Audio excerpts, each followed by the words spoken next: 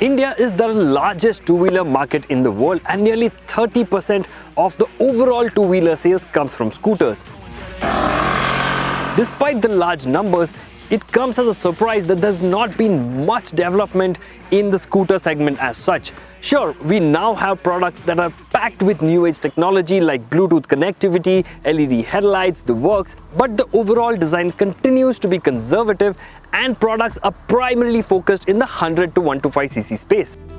Kinetic did try to spice things up with the launch of the Blaze in 2006, but that scooter was way ahead of its time. In more recent years, Piaggio has been the only two-wheeler manufacturer to play in the 150 to 160cc space with the Vespa and the Aprilia brands. More recently, Suzuki brought in the maxi-scooter-styled Burgman Street. In fact, it has opened up the gates for maxi-scooters in India, and Piaggio is all set to make the plunge with the SXR 160. What we're going to do is spend some time with it and find out how it rides.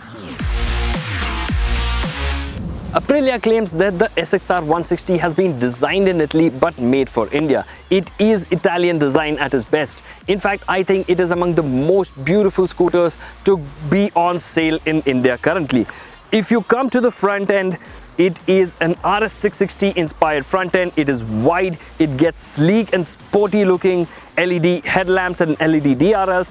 The tall windscreen gives it a sense of contrast. Along the sides, you get these 3 pinstripes on the sides with the Italian flag colors, very similar to the RS 660 as well. The side panel is sharp looking, it is big and it is sharp looking and gets the SXR 160 lettering.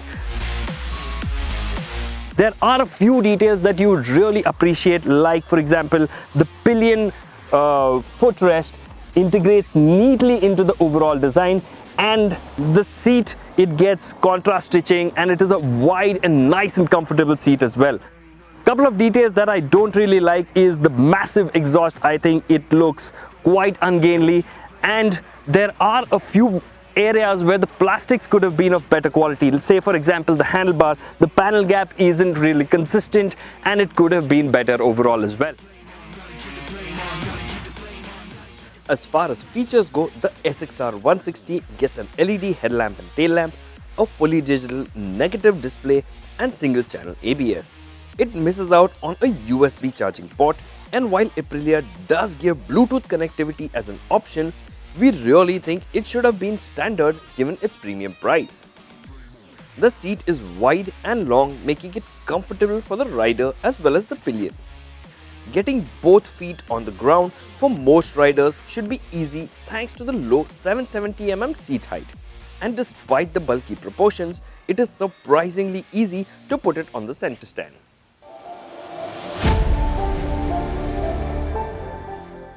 The SXR 160 made its debut at the 2020 Expo earlier this year, and since then it has been quite obvious that it will come with the same engine as the SR 160. Now this one gets a 160cc single cylinder fuel injected motor that makes about 10.6 bhp and 11 Nm.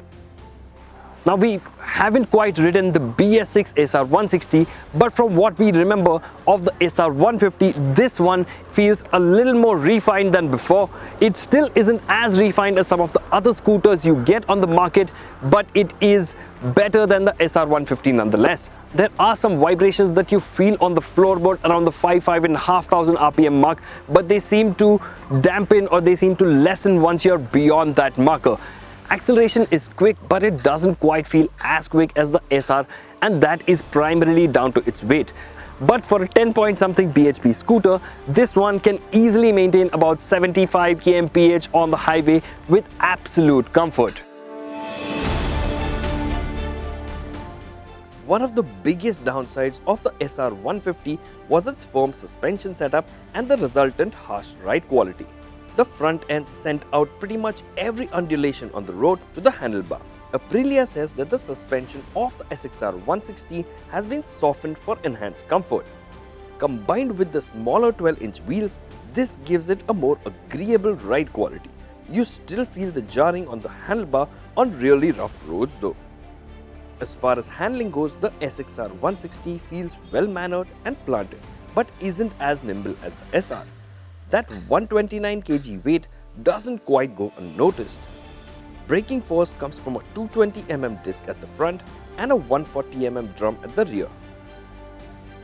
While the front brake felt sharp, the rear felt relatively woody. Overall braking performance is par for the course though.